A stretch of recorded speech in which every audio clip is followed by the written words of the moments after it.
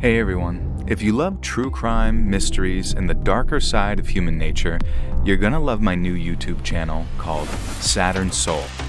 We're taking all the gripping documentary-style topics covered here and turning them into fantastically edited and engaging true crime-style videos. You can find the link to subscribe to Saturn Soul down below. Thank you, and enjoy.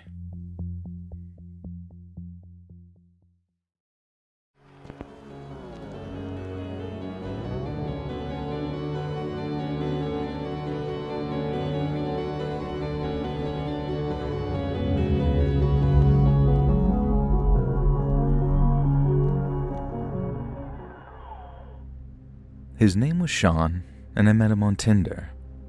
I won't say it was love at first sight. It took a bit of cajoling from him to get me to agree to a date. He wasn't really my type. Kinda looked like he loved himself, a tall and buff guy. I'm usually into slightly pudgier guys who, well, I'm sure you don't care about that. But trust me, fellas, women who like normal guys are out there. And Sean won me over with a sense of humor, his smooth talking, and his absolute geekery. I'm a big Marvel fan, or, well, I was back then anyway, and I went to all the movies in the theater on opening weekend whenever possible. I was also really big into horror, especially the Conjuring universe, so Sean eventually won me over by inviting me to go with him to see The Nun.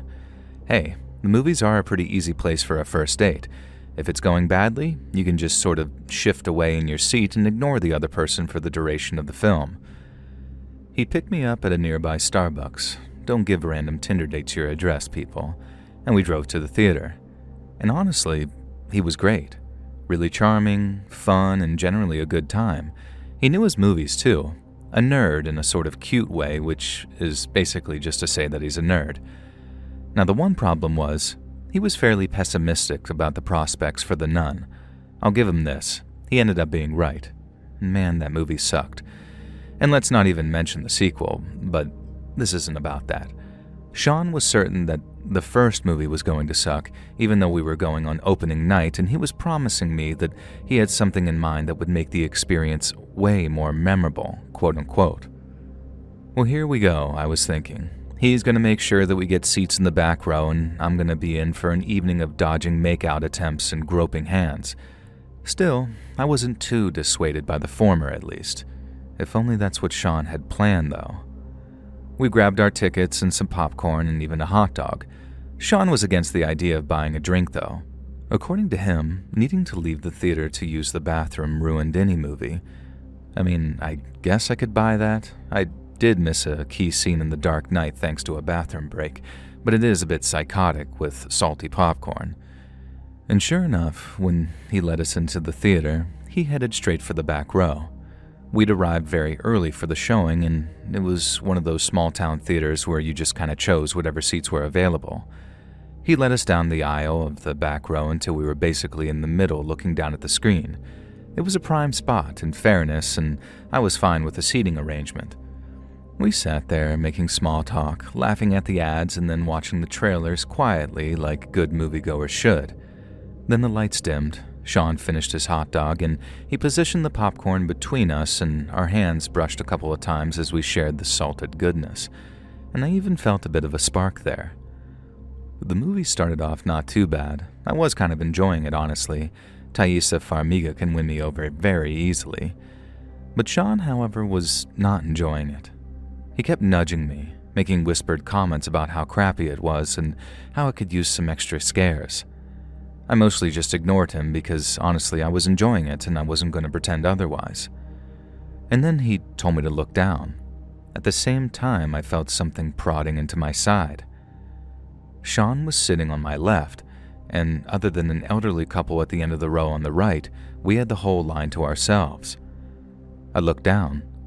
Sean was holding the biggest hunting knife I had ever seen, and the tip of it was very slightly pressed into my side. I remember his words like it was yesterday. Move, or call for help, or do anything, and the blade goes in. He said, just keep watching the movie. And so we did. and throughout he kept making goofy remarks and joking comments as if he didn't have a huge knife held against me. And I was absolutely trembling, terrified and speechless with fear almost. At times I had to stifle back sobs as I replied to his inane jibes at the movie. At this point, I had no idea if he'd lose his mind in anger if I disagreed with him calling the movie garbage or something. I mean, it kinda was, and it got worse as it went on, but obviously I didn't really care at that point. And at that point I was just begging for it to be over. Scenarios were running through my head. What would happen when the credits rolled?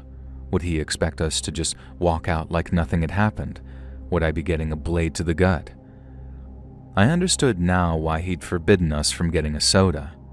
Not only could it have required me to get up, but it would have improved the chances of me actually pissing myself in fear. I genuinely cannot express to you the terror of sitting there for 90 minutes with a blade gently pushing into the soft flesh of my stomach.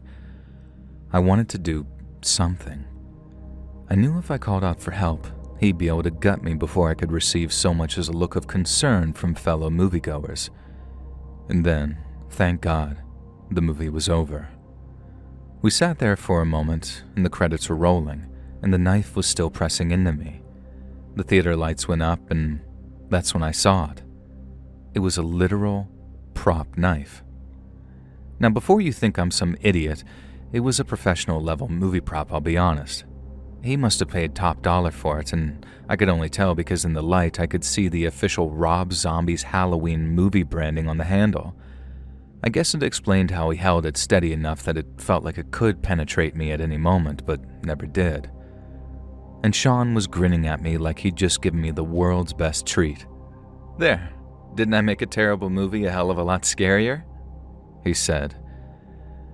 When he saw the absolute murderous rage on my face, I could tell he was genuinely surprised.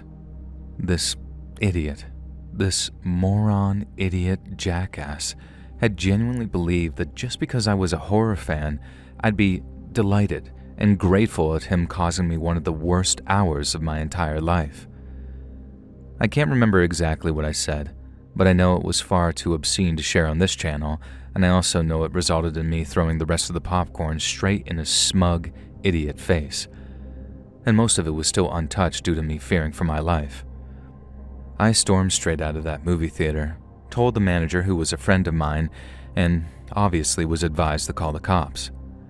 There was barely a charge in response, something to do with causing undue stress, but due to the stupid way the laws worked at the time, the low lighting didn't make the charge worse, and the fact that it was an obvious toy made it harder to push for anything more serious. I did make sure to press charges, but he ended up getting off with some slap on the wrist. Thankfully, a very sympathetic judge granted me a restraining order, not that I think I had any danger of hearing from Sean again, and in his eyes, I was the crazy, hysterical woman who couldn't handle being an actual horror fan, all because I wasn't cool with having to spend the duration of that movie thinking that I was going to get stabbed to death. And so, Sean, screw you. I hope the possessed doll of Annabelle eats you in your sleep.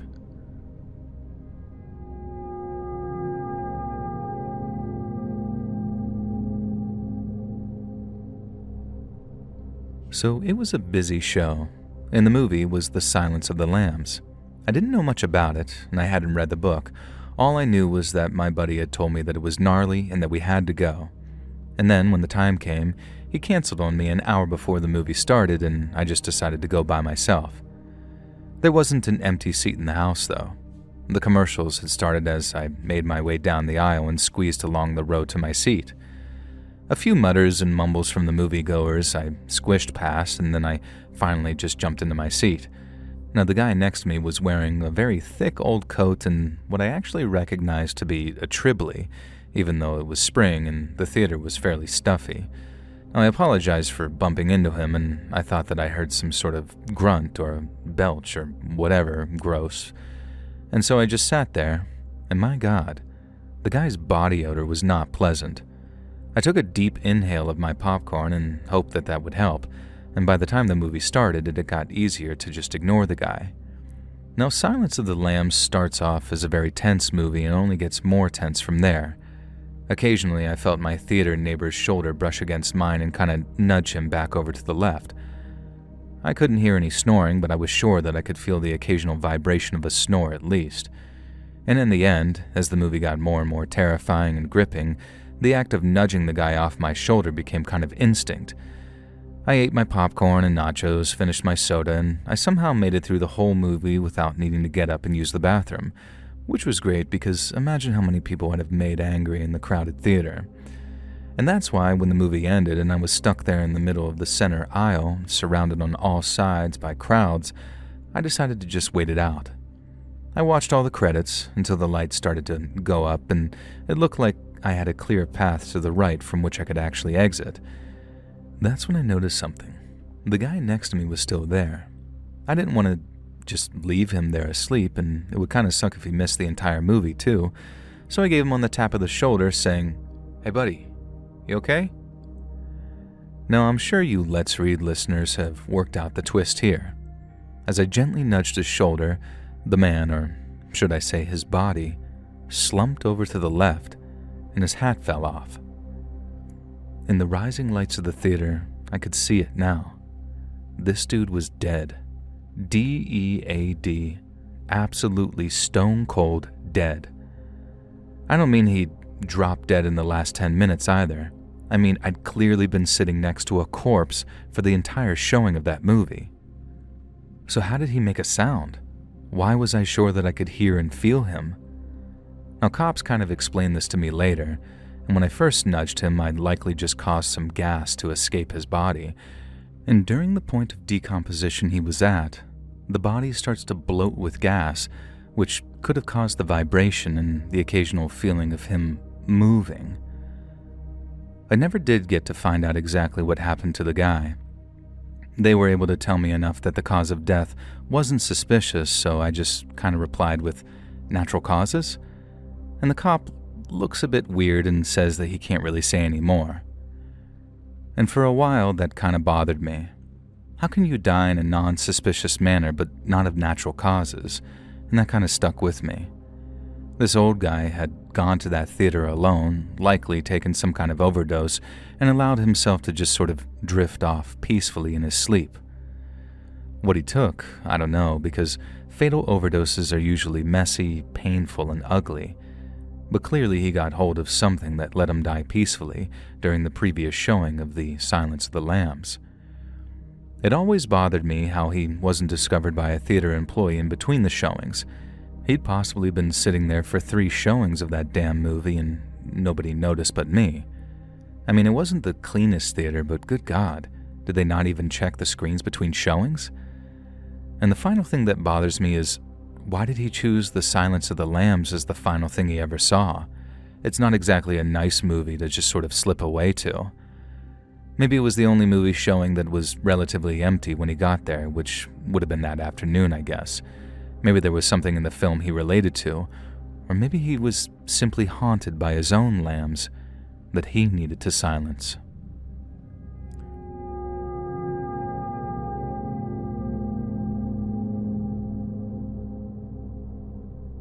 This happened many years ago now. It must have been 1997 because I was at a showing of Scream with my then girlfriend, and it was just past New Year's. The movie had been showing for a few weeks at this point, so it wasn't a very busy showing. Perfect for a date night with a girl like Jennifer. And she often reacted to scary movies by getting handsy and grabby-holdy of me, if you know what I mean. And I'd learned some time ago that horror movies were a great way to get a bit of extra affection. Now, what can I say? We were first-year college students. Of course, we'd find any excuse to get our hands all over each other. And we weren't the only 2 people at the showing of Scream that night who would be making a lot of physical contact, although of course we just didn't know that yet. Now we got some popcorn, we got some soda, tickets were clipped and seats were taken, trailers were watched, as they are. And Drew Barrymore got grilled on her favorite scary movie. You know the scene, everyone's seen the original Scream by now. And things started kicking off during that scene where Randy, Billy, and Stu were in the video rental store. And so if you're one of the 3 people who hasn't seen the original Scream, it's a bit meta. It deconstructs the slasher movie genre a lot, and one character in particular, Randy, he's the narrative vehicle for doing all of that. I don't remember the exact details. I was making out with my girl at the time and failing to pay too much attention to the bits where people weren't getting murdered. But a person who was a few rows ahead of ours really didn't agree with something Randy said about the rules of horror movies. So much so, in fact, that he yelled out his disagreement at the screen. Now, you gotta remember, this was back in the 90s. And back then, keeping your damn mouth shut was normal etiquette in movie theaters. Outside of very specific, obviously intended moments, you didn't just yell at movies, and you certainly don't provide angry, nerdy commentary to nobody in particular because you disagreed with the writer. Well, this guy did, and we'll just call him Mitchell, although I have absolutely no idea what his name was, of course. He started yelling and hooting about the integrity of the horror genre, and that's when the guy next to him started screaming too. Like I said, it was an empty movie theater. These two guys had been sitting next to each other, so I assumed they were together, but later found out that no, they were strangers who decided they absolutely had to stick to their assigned seats instead of sitting anywhere they wanted in the theater. The second guy, who I'll just call Steve, he wasn't screaming at the movie though. Steve was screaming at Mitchell for screaming at the movie. I don't remember the exact exchange, but I remember it well enough that I can make parts of it up for impact.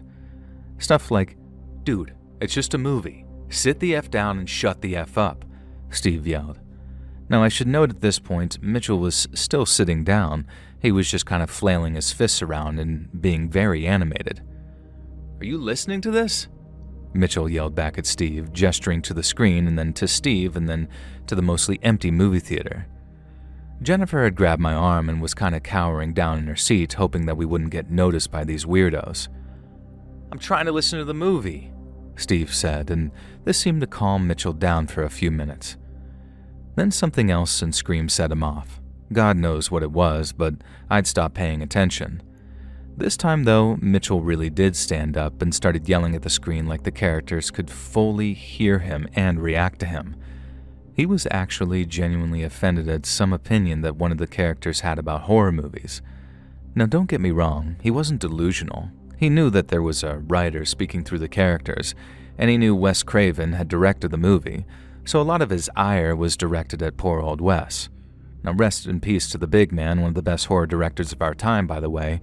He was still alive at the time of the story, obviously, and Mitchell was very angry at him for his disrespect of the horror genre. I've never seen anyone behave so stupidly or oblivious to this day. Mitchell was screeching about the hypocrisy on display. I don't think it even made sense with what the movie was actually saying. He just decided that Scream was taking pot shots at his beloved horror genre, and nothing anyone could say or do was going to change his mind. That's what I assumed anyway, and I whispered that to Jennifer. "Well, look," she whispered back. Now, Mitchell was a big guy. From a few rows back, anyway, he appeared to be around 6 feet and nearly 300 pounds of fat and muscle. And then Steve stood up and squared up to him. Now, Steve was not a tall, muscular powerhouse at all. He was 5'6", if that, and he was one of those thin, pasty dudes you see a lot of on YouTube these days, with long hair and a white t-shirts. You know the type I mean. But good God, Steve squared up to Mitchell like he was Stone Cold Steve Austin. He had the confidence of a man who knew, unquestionably, that he could kick this other guy's ass, and if it came to it, he would. So Steve reaches out and pokes Mitchell in the chest and says something like, "Just shut the F up and sit down, buddy. Do us all a favor. Some of us are trying to watch the movie." Now, me and Jennifer were paying attention now. I grab a handful of popcorn. Jennifer whispers to me, asking to take bets on what's going to happen next, and I tell her I think Mitchell is going to back down. But I was wrong. I was very, very wrong. Instead, this Mitchell guy let out what I guess was intended to be a roar, but his voice cracked mid-growl, so it was kind of like, "Rah!" And then he just grabbed Steve's outreached finger, and with an actual audible crack, snaps his finger backwards. We're all just staring at this, completely shell-shocked.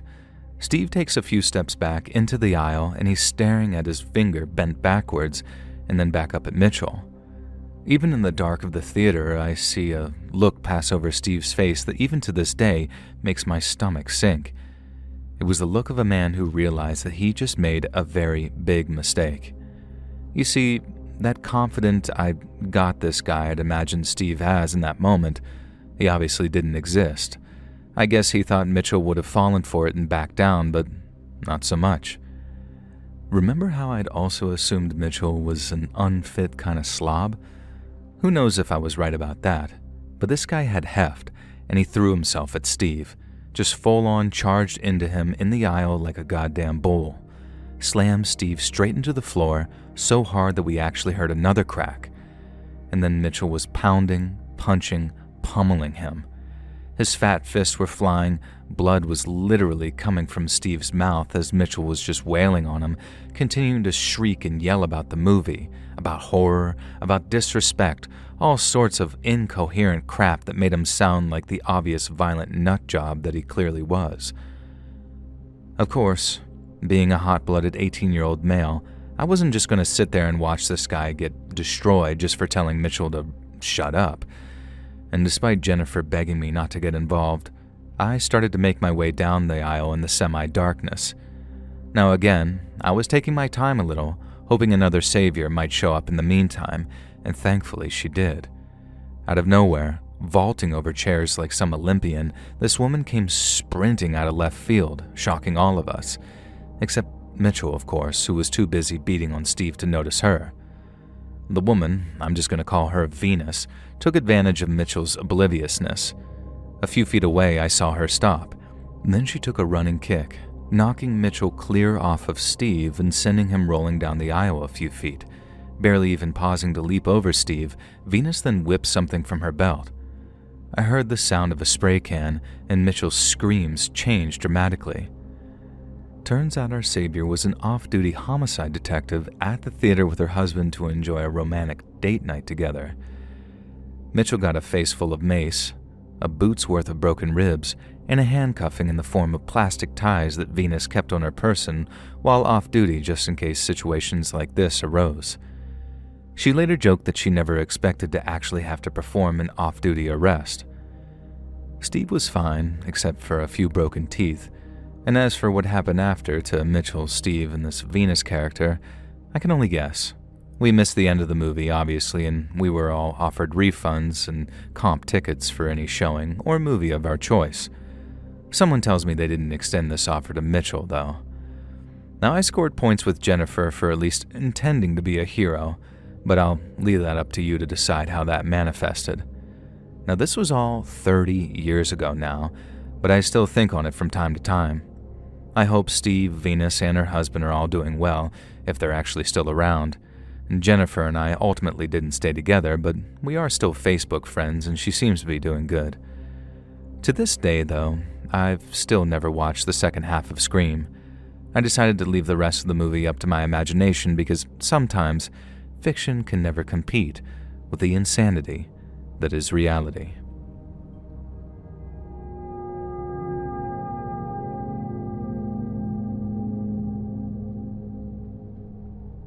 So some years ago, I worked as a cleaner at a local, reasonably large theater in my city.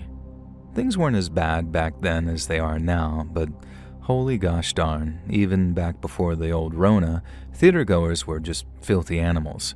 And sometimes it was fine, but on an average Friday night showing, I'd spend hours cleaning up copious amounts of popcorn, spilled soda, candy, and chocolate wrappers, melted chocolate bars, all sorts.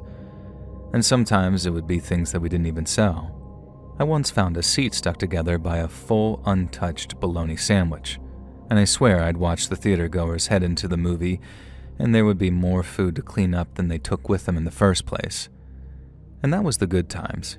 You don't even know what the amount of vile, unspeakable things that I had to scrub away with the aid of rubber gloves, a hard-bristled brush, and industrial-strength detergent. Let's just say, people are disgusting, yo. I guess it came as a shock at first, 'cause my mama raised me right and good and taught me to clean up after my own damn self. And we also grew up poor, and me and my mother and younger brother Tyrell, so if I bought a hot dog, then I was damn well gonna eat that hot dog, not just squash it into a cup holder. Now, believe it or not, though, the disgusting hygiene and cleanliness of others isn't the point of this scary story. It's about one night when I was working very late. I think it was a midnight showing of Hereditary. Midnight showings at our theater actually meant that it hit midnight around the halfway point, so by the time the movie was done and everyone had filed out, I was there to clean up close to 2 a.m. Thankfully, it didn't seem too chaotic. I went about my business with my trash bag, my little grabby claw, and my bucket on wheels filled with the usual equipment. And so movie theaters get lit up after a movie's been shown, right? Well, in our movie theater anyways, after a midnight showing, they just kind of kept the lights dim. I guess they were just too cheap to give the poor cleaning girl full clear vision, who knows. But I was cool with it. I'd caught the tail end of the movie and it gave me the spooks, so I was kind of enjoying the atmosphere of a half-lit movie theater as I went about cleaning up. Then movement caught my eye. Something sort of skittering across the aisle near the front, from one row to the other side, and I say this like a spider, but it was the size of a human being, like someone had rapidly crawled from one side of row C to the other. Anyone there?" I called out, praying to the Lord above that there wouldn't be a reply. And there wasn't, of course. There must have been my imagination, I guess, so I just went back to cleaning. And then, no mistaking it, rustling from near aisle E, the sound of popcorn crunching underfoot, and I'd know that sound anywhere. What the hell should I do, I thought. I had no idea who was left in that theater that late at night, and for all I knew, it was just me and our old-ass manager. I heard a sound from across the theater. It was hard to tell in the gloom, but it looked like someone had thrown a soda cup across the room. Then, while my gaze was pointed in that direction, a shadow darted over the seats near the front of the screen. More crunching sounds, and then suddenly silence. I began to creep slowly as I could toward the exit door, and for a moment, I thought I'd screwed myself when my shoe got stuck on some sticky soda spill, and I grabbed the sheet, shaking it somewhat. There was silence, and I made it almost to the exit. And then I heard more skittering lower down the room. I stayed very still, waiting, pretending like I'd left. A shape crawled along the aisle, and this time I saw them very clearly. It was a person, a thin, emaciated-looking person dragging themselves commando-style across the aisle. Oh, hell no. Hell to the no. I wasn't sticking around for this. "I'm just gonna back out real slowly," I called out into the darkness. But a voice spoke back. I have no idea what she said. It was in a language that I honestly couldn't really tell what it was, and it didn't sound threatening though, almost scared. Now I called out asking if the person was okay, but no reply.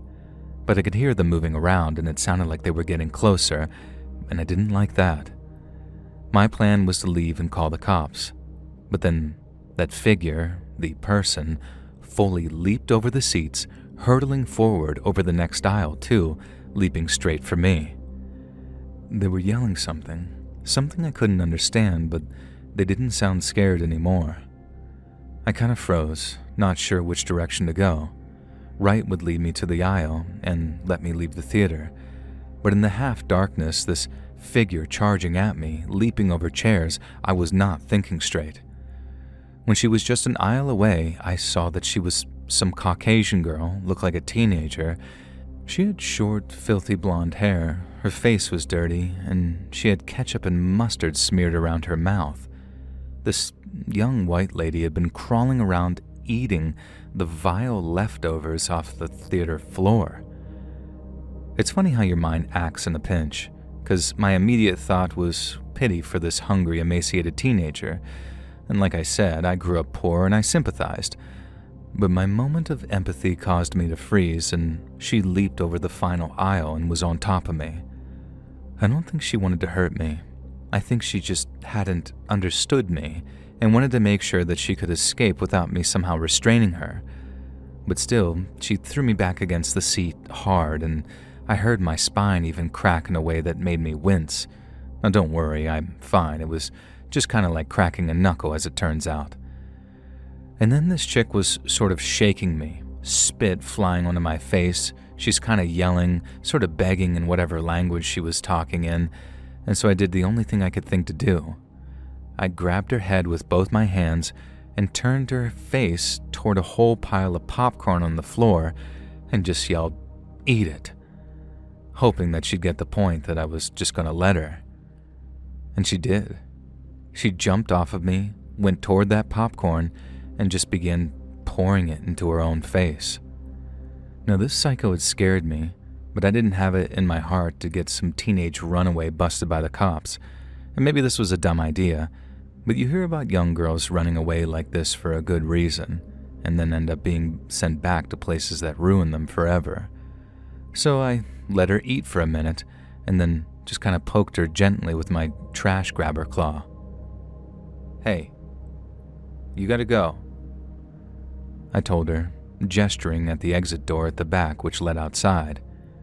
She starts shaking her head and just kept shoveling that popcorn into her mouth. "My boss is gonna be here any minute, you gotta go," I said, gesturing again, hoping she understood enough English to at least comprehend what I was saying. And I guess she did, because she takes one final scoop of popcorn and then just starts running towards the exit door. And it was only later that I realized how much damn danger I just put myself in and how potentially stupid I'd been in that moment. I never told anyone about this incident, but I had nightmares about it for weeks. Only in those nightmares, she wasn't some harmless girl from Eastern Europe or wherever she was from. She was a demon crawling between the aisles, eating its way through the seats. I'm pretty sure I even saw her again once. It was a couple of years later, shortly before I left the theater to move on to bigger, better things. And she was there on, I guess, a date? The guy she was with, he didn't look like a good kind of person, not at all. And I guess you shouldn't just judge a book by its cover, but he gave me really bad vibes. And to this day, I wonder if he was someone that she met on the streets or someone she'd been sent back home to. All I know is cleaning movie theaters at night can be a freaking terrifying thing. I see the TikToks and the YouTube shorts of the way people leave things, and I just sort of laugh because, girls, if that's as bad as it gets for you, then you're lucky. Because I learned that day, sometimes there's more to be afraid of than finding a squished hot dog in your theater aisle.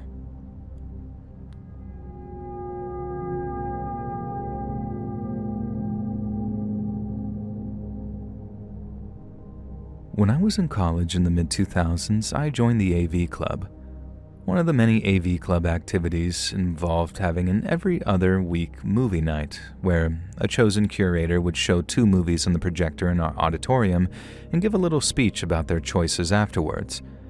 I guess the main purpose was to familiarize ourselves with the equipment, which was kind of the point of the club. But I think for most of us, AV Club came second to Movie Club. I know it was my highlight anyway, at least until it wasn't. The AV Club president was called John Weiss, and we'd been friends since elementary school. Our parents were friends, he and I were friends, and our friends were friends. And I won't lie, I loved John. You know the rapper Little Dicky? That guy reminds me so much of John, especially in his show Dave. John was smart, hilarious, and growing up he was sort of like a brother to me.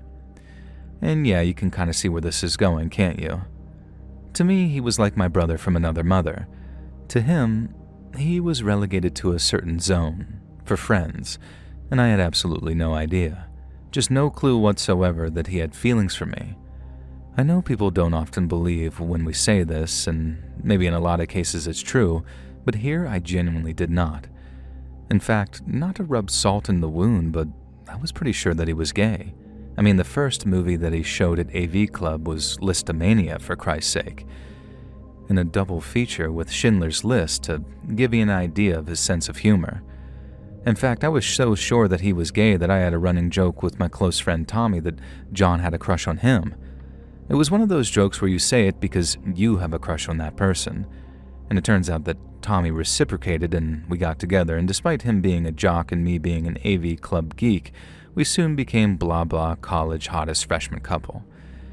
It turns out Tommy reciprocated and we got together, and despite him being a jock and me being an AV Club geek, we soon became blah blah college hottest freshman couple.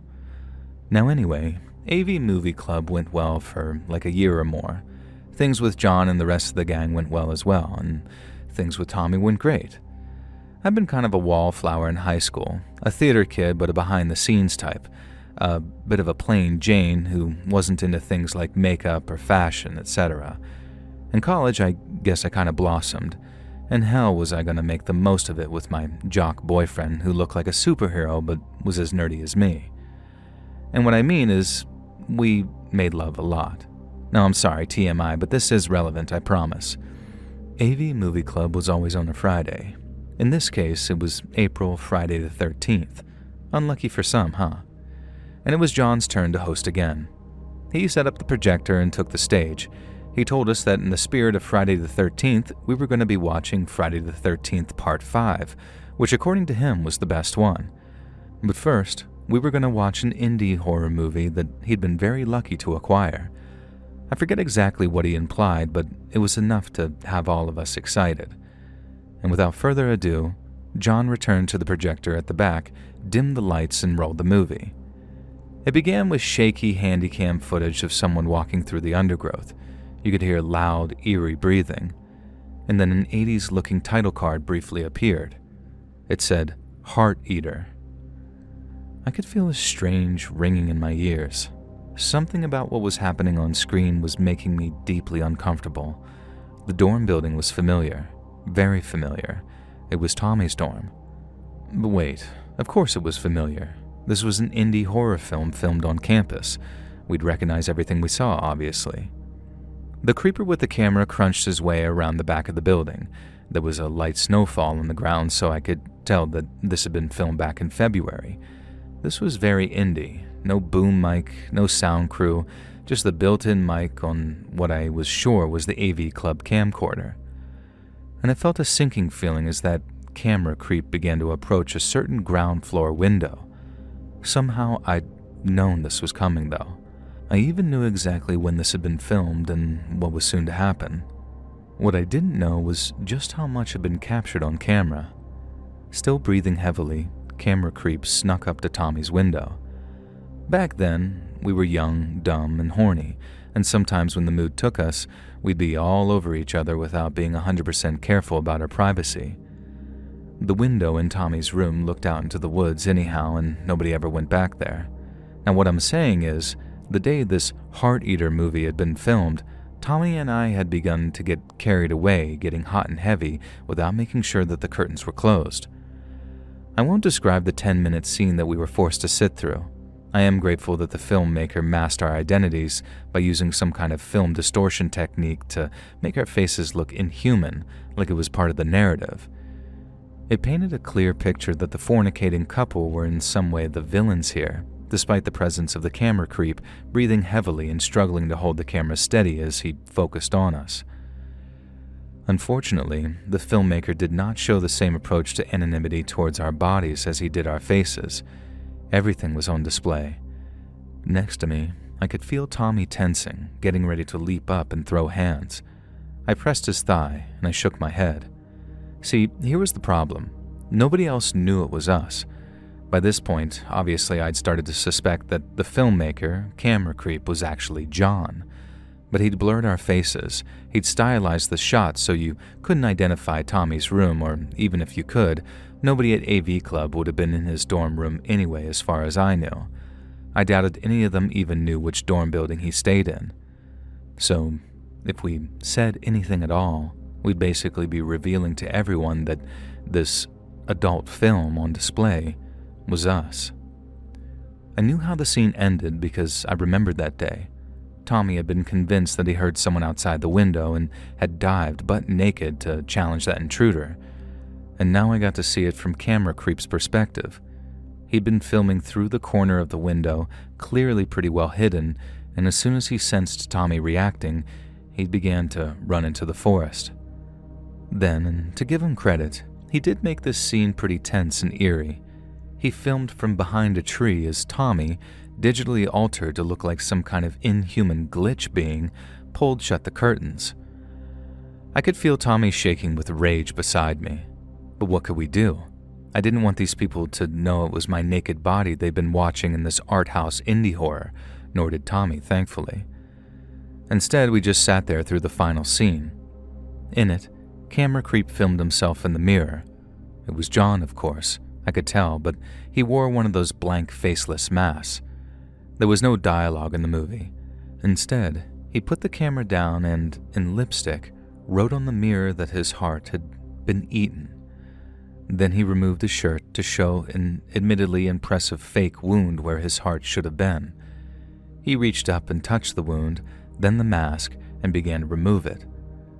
Once the mask was gone, it revealed his face was all glitchy like ours had been. Cut to black. End credits comprising a handful of names that were completely fabricated. Honestly, for a terrible college art house horror movie, it wouldn't have been that bad. The AV Movie Club gave it a bunch of awkward applause. The problem was, only myself, Tommy, and John, I hoped it was just us three anyway, knew that it was in fact a revenge film for an unrequited crush that this guy must have harbored towards me for who knew how long. It was pretty easy to work out the motive, from the name of the movie and the plot. The only way to challenge this would be to out ourselves to everyone else. So for that night, instead of revealing John for the creep that he was, we just sat there and watched Friday the 13th Part 5 with the rest of the gang and pretended that the most horrifying, surreal, creepy experience of our lives hadn't just taken place. But don't worry, there was a final act. Neither Tommy nor I planned to let it go. And so that night, we slipped away, quietly depriving John of the confrontation he'd likely been gearing up for. You can decide for yourself if we did the right thing. I know we didn't handle it like adults, and I won't pretend we did, but I also don't regret it, not even a little. What we did was simple. We acted like we had no idea what he was talking about. Every time John brought up the footage or tried to gauge our reactions, we just sort of blinked, confused. He started acting like a dog that expected to get kicked every time someone walked by, but that kick never came. We kept showing up to AV Club like nothing happened. And nearly a year went by. We figured that was enough time to convince him that the storm had passed, that nothing was coming, and that's when we made our move. And by then, we were sophomores. The club had grown, packed with new freshman faces, and eventually it was my turn to host a screening night. I picked 2 long, slow-burn films that would run late into the night.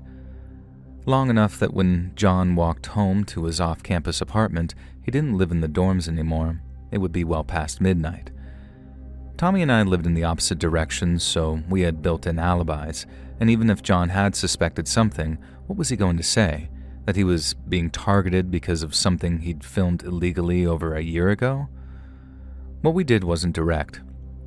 We found a local message board and posted under a throwaway account, and we said that there was a guy who had been creeping around campus, trying to lure girls into his car.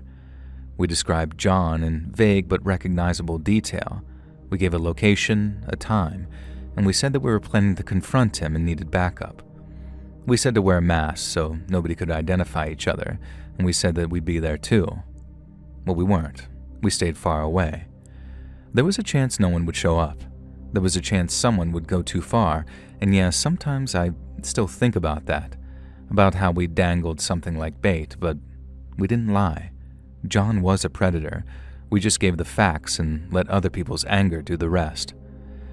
The next day, word spread fast. John had been followed, cornered and humiliated, stripped and tied to a lamppost, wallet gone, phone smashed. No serious injuries, but enough to make a point.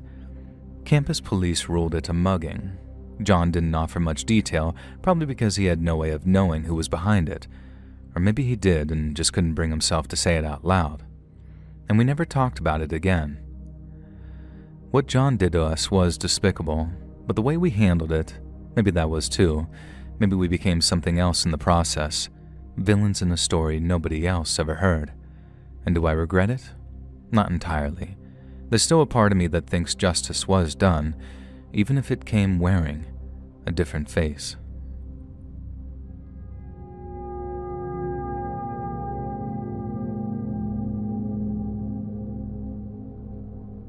Just a quick story for you here. I found you through a podcast and saw you took submissions on this YouTube, so I thought I'd shoot you a quick email. A couple of years back, after the lockdowns here in the UK had lifted and everyone was desperate to get back to the movie theaters again, my family and I decided to go. So the hubby and I decided that we'd let our kids pick the movie. Never again, though. They picked this crap called Shazam, Fury of the Gods or something, which was a sequel to a movie that we hadn't seen in the Batman series or something like that. However, they were absolutely adamant that it was the new Captain Marvel movie. Needless to say, it was not, so they were restless and angry right from the get-go. At the time, my boy was 8 and my girl was 6. I'm guessing my family weren't the only ones bored by the movie because, close to the front, a group of teens were being fairly obnoxious, using their phones and just generally being a bit rowdy. Normally, I'm the first to criticize their behavior, but this movie was so bad and so hard to follow that I'm not sure that I really could blame them too much. There was a woman up front, closer to them, who seemed to be there with a guy. I can't tell if he was her adult son or if she was just a cougar, but I think it was the latter. Now anyways, in fairness, the teens were closer to her than they were to us, and maybe she was a really big fan of this Shazam character and this was her most awaited film of the year. Now I still think that she could have just tried asking those teens to pipe down and put their phones away though. Instead, and I kid you not, she jumped up from her seat, vaulted over into the next aisle, and then walked up behind the boys, screaming, "Shut up!" and then proceeds to grab one of the teens' phones. He swung around in his seat, and I guess something in the woman's eyes spooked him because he began frantically apologizing. This teenage boy was terrified of this Karen. Honestly, I didn't blame him, she was pretty intimidating. And Karen was having none of it. She flung the boy's phone down, and from the sound, she stamped on it. One of his friends, a bigger kid, started squaring up to the Karen and began climbing over the seat. And that's when she reached into her handbag that she'd been carrying and pulled out what looked like a long wooden brush. And with this big swing, she clocked this kid straight in the jaw with a goddamn back scrubber or something. She hit him so hard that the stick literally broke, and the brush head part went flying off into the dark auditorium. At that point, chaos ensued. Kids were wailing, adults were screaming. The adult son/Karen's boy toy was rushing over to try and de-escalate the situation.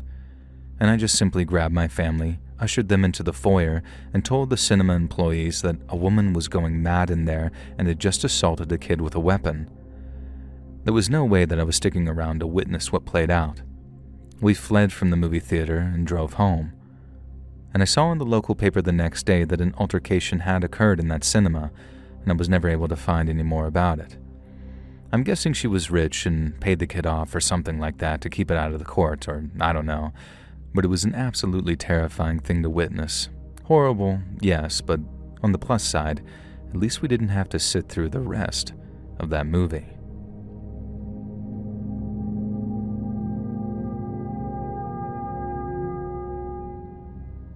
I was a little kid when this happened. I lived in a small town in England, and we didn't have a cinema for quite a while. So when one opened, it was a novelty, and my mom would take me a lot. It's different now, and it's been expanded, but back then there were 5 screens, 3 larger ones and then 2 small ones down towards the end of the building and down a long corridor, and then a thinner corridor spanned off from that, leading to the 2 bathrooms, men's and women's. So I forget which film we were there to see, but this was before the film started. I needed to use the bathroom, but I had a drink and popcorn and I didn't want to take them into the bathroom with me. Mom was chatting to a friend who worked at the cinema, so I was just hanging out at the start of the corridor leading to the bathrooms, waiting impatiently. Just to clarify, though, I was maybe 7 here, so hanging around outside the bathrooms didn't make me look like a weirdo. I'm there waiting for Mom to show up, eating little bits of popcorn while I wait, when I see him. A huge tall guy in a long waxed raincoat. I'm not sure if they're popular in the States, but here when I was a kid they were called yuppie coats in my area. Very dark green long raincoats made of thick canvas materials. I guess rich people originally wore them, but now they were just typical outdoor coats. So this guy was wearing that and had longish hair, and he looked maybe in his 50s or older, and now I'll just reiterate here, this was back in the 90s, so it was before the popularity of gender fluidity and non-binary identities and whatnot. If you were trans, then you dressed, often as a requirement for gender-affirming treatment, as the gender you wanted to be. Not my words, just trying to explain it. And the point is, this was a man. He was not making any attempts to appear as anything but a man. And he walked straight down the bathroom corridor and into the ladies' toilets. I knew something felt very wrong about this, so I kept watching the door, and thankfully Mum showed up seconds later. I told her what I'd seen, and she immediately went to get a cinema employee. During this time, I did not move from my spot looking down the corridor. If this man had left the ladies' room, I would have seen him. So Mum gets back with the female cinema employee who goes into the bathroom, and she comes out a few minutes later looking at me strangely. There was no tall, hefty guy in a raincoat here. In fact, there was nobody in the bathroom at all. It was entirely empty. She asked me if maybe I'd been mistaken and he'd gone into the men's. I said I didn't think so.